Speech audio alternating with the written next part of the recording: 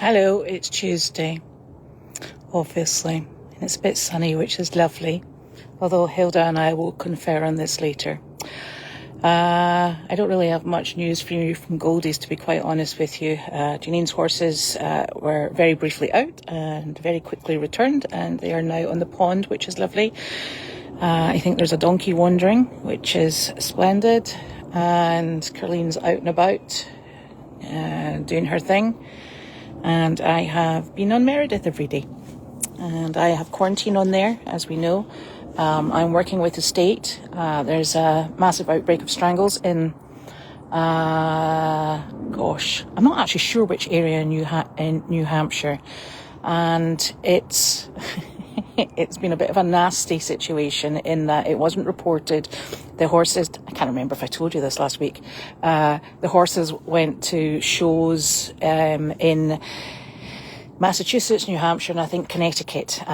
Strangles is exceptionally infectious, and it is costly actually to treat, because it's if you have a healthy middle-aged horse, it's normally fine.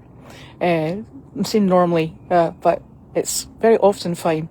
If you have a very young horse or a horse that's already ill, it can be very problematic. And it's a bit of a tricky one. So everybody is in terribly high alert. I brought in a mule and a mini horse for my friend Ashley, and they came off the trailer, and the next morning they had the snottiest noses ever. And the state vet came out to have a looky-see, because they're not taking any chances, which is actually quite right. And, you know, I appreciate that, I respect that, and I think that's a super preventative action to take. And Dr. Parrott was also out as well, so we didn't give antibiotics, because if it's going to turn out to be strangles, which will appear in the sort of 10 to 14 day mark, you don't want to be giving antibiotics. So they were on painkillers, and within 3 days their coughs actually disappeared, the snotty nose disappeared, and but the temperature was jumping around a little bit. Me being paranoid, I was checking, under the throat here, down the neck for any kind of lesions or abscesses or anything that looked like it was going to burst and produce nasty pus. But so far we've been exceptionally lucky. The only thing we have a problem with is that they have lice. And lice seem to be the bane of my life at the moment.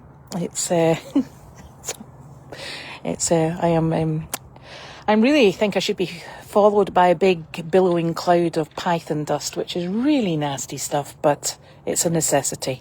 So we're treating that. My experience with lice seems to be that it takes absolutely forever to go. You have to do it within a very specific time frame, and it's not fun. So we're doing that. And also the animals can't be wet, as I know, because I started treating one of the mule that came in, and she has a heart condition, and which we knew about, which is fine. And it makes her very sweaty. So if you try to put a powder that's almost like what's that stuff they make slime out of? Oh, it's not bicarbonate soda. Oh my golly gosh. It's a oobleck stuff. Well, I call it corn flour, but you call it cornstarch. That's what it is.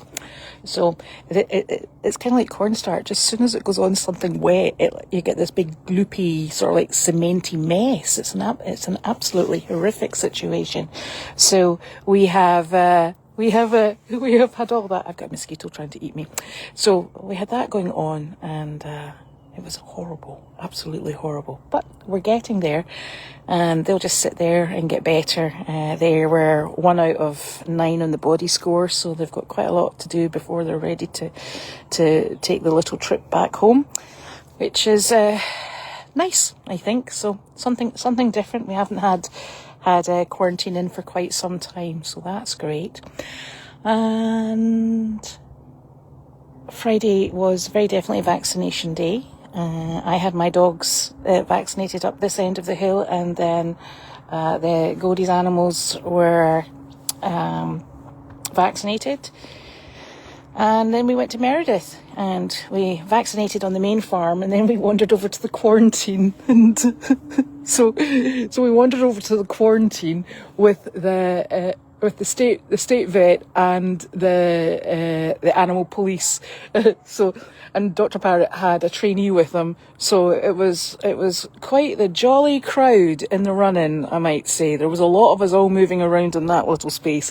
So I don't think the mini horse who's called Alfie or the mule who's called Misty quite knew what to make of it, but it was very exciting.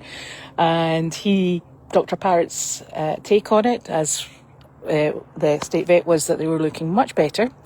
They were far brighter, much healthier looking. We didn't have any nasty, purulent discharge from noses, which is always good. And their temperature was sitting at a reasonable enough rate. So that was very good news. And we'll just continue to monitor them and feed them up and keep an eye on them. It is lovely because you see them at night time, and there's a couple of deer that join them. So I think, herd of 4, but 2 of them are deer, and I'm not responsible for them. So there. So that went very well, and it's good to get the vaccines out of the way. It just allows us to concentrate on other things moving forward, and we know that we do this, everybody's on the same schedule, so it's a case of we book Dr. Parrott, he comes and he goes bam, bam, bam, bam, bam. He's very good at it, and it's all covered, and that's us good for another year, which is super. So that is nice. I'm trying to think of if there's anything else that I'm aware of. Not really. Let me see. No, Rocco, I don't think is going to go to his home this weekend, and the reason he's not going to go is because they're going to come down, visit him, and then they'll visit their rescues at the same time. So that's actually quite nice. I don't think I think he's going to go home first, because I think these rescues are going to take a while to get cleared and get their health certs for travelling. Rocco's health cert is on. It's all sorted, so it's ready to go, and it will be valid for 30 days. So they're going to come and see him, and then they'll go over and see the rescues as well, because they're theirs. So that will be really nice. Thank you, Carla. I wished it. I'm getting really good at this. Hi, Hilda.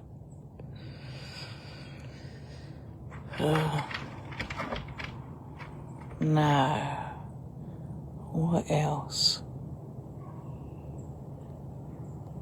I'm just looking to see if we've got any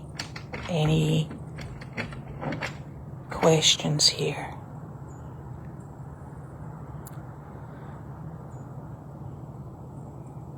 Yeah, these mules are very, they spring back really well, and it's always nice to have a mule in, I think, because I'm a big fan of mules. I have Enzo Ferrari, he's my mini mule, and at the moment we still have Ted on Meredith, and you all know Ted because he's been on Goldies. And this is the most affectionate mule. Ashley is so lucky, although Ashley's in my bad books because she wanted to call her Rhubarb. I mean, seriously, who calls their beautiful mule Rhubarb?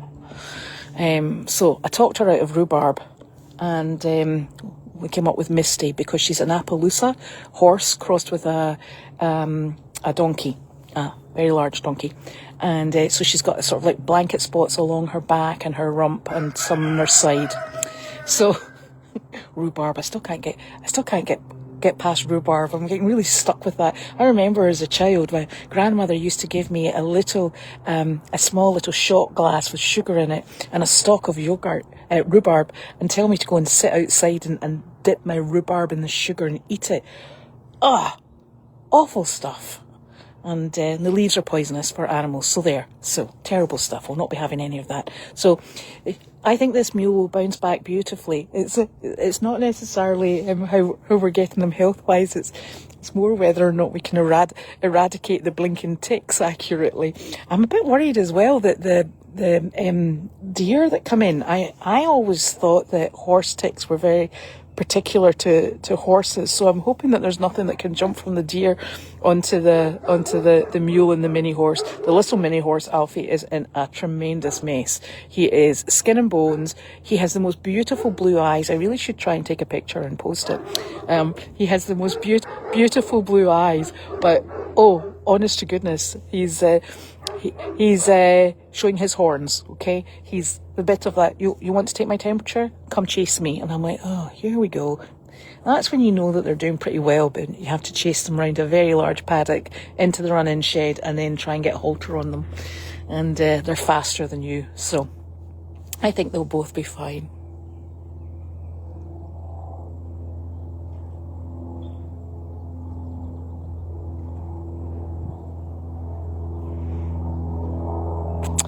Ah, yes, Amber. I have always been a fan of Diatom, but quite frankly, the vet has us on a programme, and the natural, we had tried various other bits and pieces, and it wasn't shifting them. And because we're trying to get one into a home, he's like, could you just please do this and stop faffing around? So we have stopped faffing around, and now we're polluting our lungs with really terrible stuff.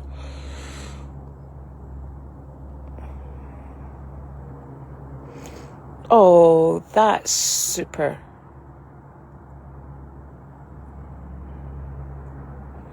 I'm glad those came through to you.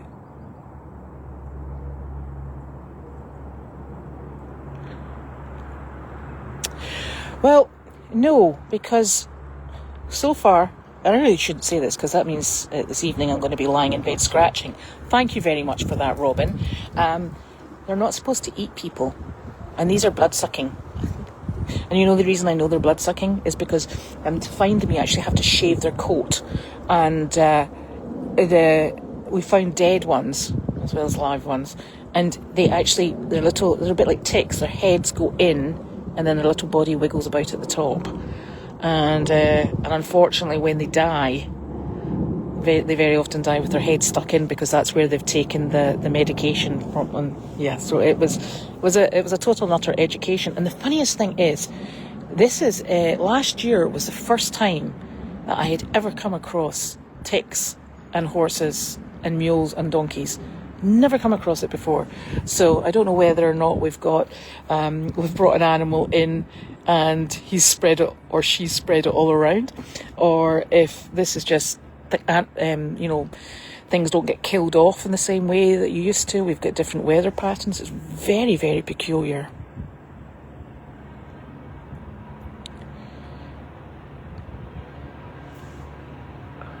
I've no idea who started with Benoit. There's a man that works with Ben. I think that's Carlos, and Benoit's not a volunteer, so I'm not sure what happened at all.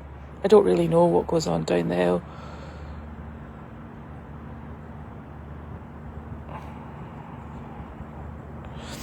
You do, well, if we're using Diatom or for dusting, we do use food grade with a little puffer. I can tell you the python dust is not food grade. It would take the eyeballs out of you. Horrible, horrible things.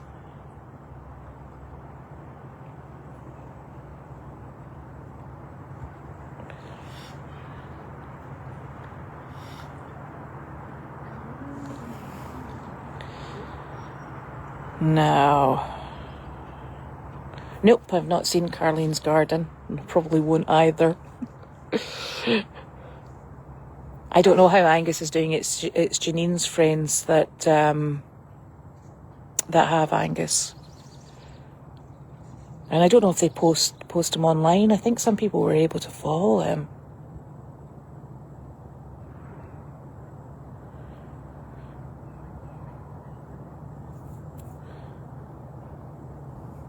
Yeah, I used to use it in my chicken coop actually, and then I realised it actually wasn't very good for your lungs because it desiccates insects. And then somebody said, "You know what it's doing to your lungs?" And I thought, "Oh gosh, good point, good point."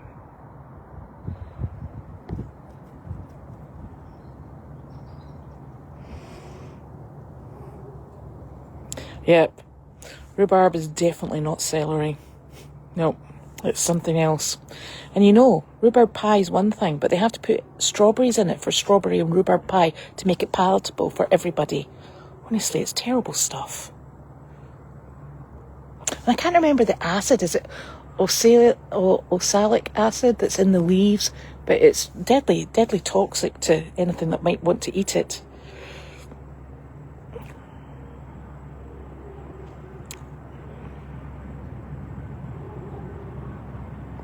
I'm not going to say anything more about anything regarding Jane Worley at this precise moment in time, just purely for her own privacy.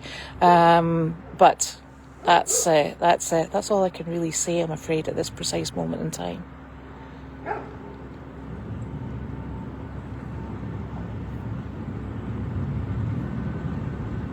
The ticks are definitely abundant this year. Not only are they abundant, they started really early. We had very unwelcome visitors around about January. And if you remember how deep our snow was and the ice, I couldn't believe it. And they were my dogs. I'm really hoping they're not adapting so that they're immune to very cold weather.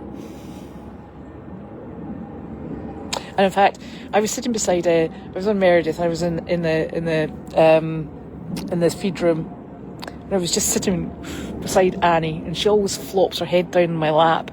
And I thought, I didn't have my glasses on, and I thought, I think I can see something moving, and it was a very dark coloured tick, and it was blinking enormous. So that went down the toilet, and I flushed it swiftly. So that's how I deal with ticks. Terrible things. Yeah, Hilda, is it oxalic acid that's in rhubarb leaves? I can never remember.